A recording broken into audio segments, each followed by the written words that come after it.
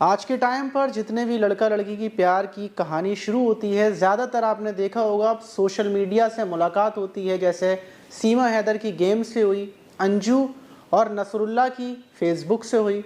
इसी तरीके से लोगों की फ़ोन के ज़रिए जान पहचान होती है और फिर फर्स्ट मुलाकात जो होती है, फ़ेस टू फेस जो बातचीत होती है, वो सबसे ज़्यादा ज़रूरी होती है, जिसकी लोग महीनों तक तैयारियां करते हैं, उस चीज़ के लिए एक्साइटेड होते हैं, चाहे वो लड़का हो या लड़की हो। और आज की जो कहानी है उसमें भी एक लड़की जो काफ़ी महीनों से तैयारी कर रही थी, पैसे इकट्ठे कर रही थी, सिर्फ और सिर्फ उस युवक से मिलने के लिए जिससे वो 6 महीने पहले से बातचीत कर रही थी, जिसके प्यार में वो शिद्दत वाली डूब चुकी थी।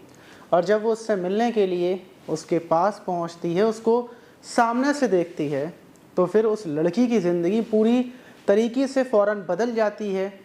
क्योंकि 12 से 15 लड़के एक एक कर कर उसके साथ पूरे दिन रेप करते हैं। और जब तक रेप किया जाता है, जब तक वो अपने होश और हवास को खो नहीं देती, बेहोश नहीं हो जाती, जब उसकी हालत गंभीर हो जाती है तो उसको वहीं पर छोड़कर वो लड़के चले जाते हैं। लेकिन आखिर इस लड़की के साथ वो प्रेमी था या उसके प्रेमी ने ही ये सब कुछ करवाया, पूरा जो मामला है वो सुनना बहुत ज़रूरी है। क्योंकि आज के टाइम पर लोगों की जान पहचान फ़ोन से होती है और वो फ़ौरन फेस टू फेस मिलने के लिए चले जाते हैं।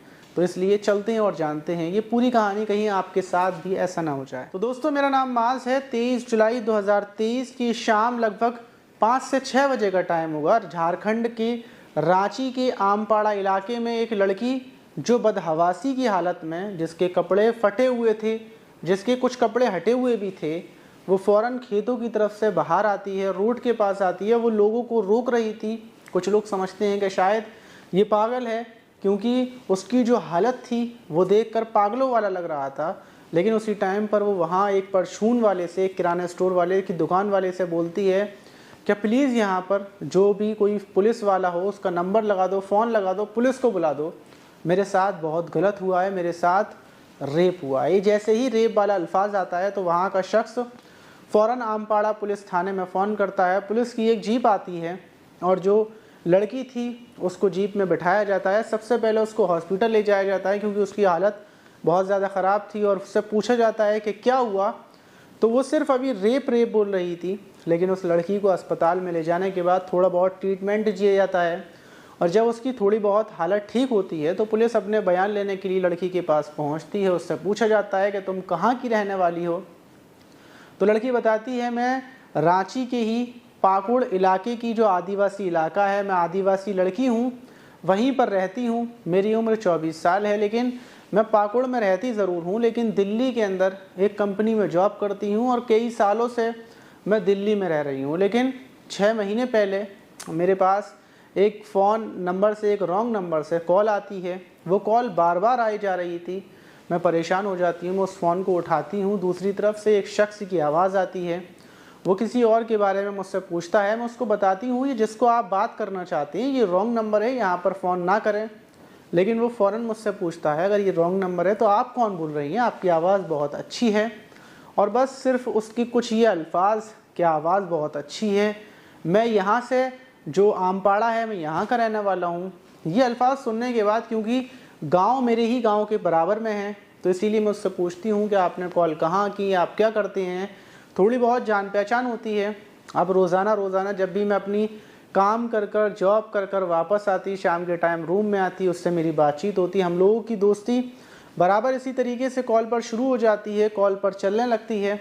दिन व दिन गुजरते रहते हैं, इस बात को पूरे 5 महीने गुजर जाते हैं। दूसरी तरफ जो युवक था उसने अपना नाम विकास बताया था, उसका असली नाम था या नहीं था ये मुझे नहीं पता थी। लेकिन अभी तक ना ही मैंने उसको ठीक से देखा था, सिर्फ वीडियो कॉल पर 2-3 बार, वो भी वीडियो कॉल नहीं करता था, काफ़ी बार बोलने पर उसने वीडियो कॉल की, कुछ फ़ोटोज़ उसने मेरे पास भेजे थे। लेकिन अब जब 5 महीने गुजर चुके थे तो मुझे उससे प्यार हो जाता है, वो भी मुझसे प्यार के दावे करने लगता है। और यही वजह थी कि मैं दिल्ली से सीधे घर आती हूँ अपने पाकुड़, अपने माता पिता के पास। और मिलने की जो प्लानिंग थी वो मैंने काफ़ी महीनों पहले से कर रखी थी, इसीलिए सारी तैयारियां, उसके लिए तोहफे, गिफ्ट लेकर आई थी मैं। और 23 जुलाई को मैं अपने घर से निकलती हूँ, उससे फ़ोन पर बात करती हूँ, वो बाइक लेकर आता है, हम लोग वहाँ से निकलते हैं। एक जो आमपाड़ा इलाका है, जो गांव है, वहाँ पर वो मुझे एक घर में ले जाता है। वहाँ पर ले जाकर हम लोग एक दूसरे को प्यार करते हैं, सब कुछ होता है। लेकिन जब वहाँ से बाहर निकलते हैं कुछ खाने पीने के लिए, तो आमपाड़ा इलाके में ही एक पानी पीने के लिए एक नल के पास वो जैसे ही अपनी गाड़ी रोकता है, तो लगभग 10 से 12 या 13-14 लड़के होंगे, वो निकल कर आते हैं, हम दोनों के साथ मारपीट शुरू कर देते हैं और हम दोनों को ही खेतों में ले जाते हैं। मेरे प्रेमी की, जो मेरा प्रेमी था, उसको मार रहे थे और उसकी आंखों के सामने ही मेरे साथ एक एक कर वो 12 से 15 लड़के हैवानियत करते हैं। मैं उनके सामने भीख मांगती हूँ, हाथ जोड़ती हूँ, लेकिन वो उसमें से कोई भी एक मेरी बात नहीं सुनता, बस अपनी दरिंदगी को बराबर वो पूरा करते रहते हैं। और फिर आखिर में बेहोश हो जाती हूँ। मुझे नहीं पता कि फिर बेहोश होने के बाद भी उन्होंने मेरे साथ गलत काम किया या नहीं किया। पुलिस जब लड़की का मेडिकल करवाती है तो इस बात की पुष्टि हो जाती है कि 10 से 12 लड़कों ने इसके साथ रेप किया है। लेकिन बड़ा सवाल ये था कि आखिर उसके प्रेमी ने ही उसका रेप करवाया। प्रेमी कहाँ का है, उसका घर क्या है? जब प्रेमिका से ये बात पूछी जाती है तो प्रेमिका इसका जवाब नहीं दे पाती। और जब उससे पुलिस नंबर पूछती है कि तुम्हें अपने प्रेमी का नंबर याद हो, वो बता दो, तो उसका भी नंबर याद नहीं था। ना उसका घर पता था, ना ही उसका ठीक से नाम पता था। पुलिस का शक जहाँ तक माना जा रहा है वो ये था कि जो प्रेमी था उसने प्लानिंग के तहत इस लड़की से बातचीत की और जो अपने दोस्तों को उसने बुलवाया था, गैंगरेप करवाया था, वो भी एक प्लानिंग के तहत सब कुछ किया गया था। वहीं पुलिस अब उस इलाके की, जो आमपाड़ा इलाका है जहाँ पर लड़की के साथ इस घटना को अंजाम दिया गया, वहाँ के नेटवर्क चेक कर रही है। नेटवर्क सिस्टम वो होता है कि जिस इलाके में जितने भी लोगों ने आपस में कॉल की होंगी उन सब लोगों के नंबर निकल आते हैं और इसी के ज़रिए पुलिस उन आरोपियों को पकड़ लेगी, गिरफ्तार कर लेगी। लेकिन इस मामले ने पूरे ही झारखंड को झकझोर कर रख दिया है, क्योंकि अभी मणिपुर की खबर आई थी और अब 12 लोगों ने एक लड़की के साथ ऐसी हैवानियत की है। लेकिन बड़ा सवाल कि आखिर ऐसे हैवान दरिंदे, इतनी सारी सज़ाएं मिल रही हैं, लोगों को फांसी तक दी जा रही है, लेकिन इनके दिल में बिल्कुल भी ना ही पुलिस का डर है, ना ही खौफ है, और हैवानियत करते टाइम इनको डर भी नहीं लगता है। लेकिन ऐसे लोगों को क्या सज़ा मिलनी चाहिए, कमेंट बॉक्स में ज़रूर बताइएगा।